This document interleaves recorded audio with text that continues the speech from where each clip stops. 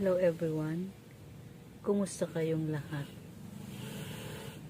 I hope you feel okay. Everybody is okay. Kasi ako, I'm not okay. I don't feel okay this time. It's because, parang ang bilis ng mga pangyayari. Nasa isang iglap lang mawawala ang isa sa mahal mo sa buhay. Magpapasko at magbabagong taon.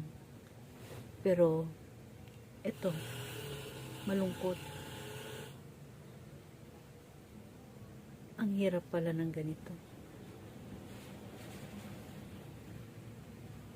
Ang hirap palang mawalan ng isang ina. Iba pala ang pakiramdam. Kaya pala ang dami kong nababasa o nakikita, o naririnig na ang sinasabi nila, habang nabubuhay ang iyong mga magulang,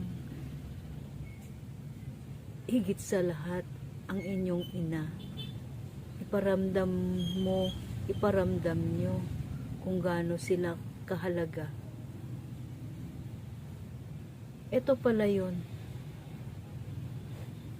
Ito na yun. Nararamdaman ko. Ang hirap pala. Iba ang pakiramdam.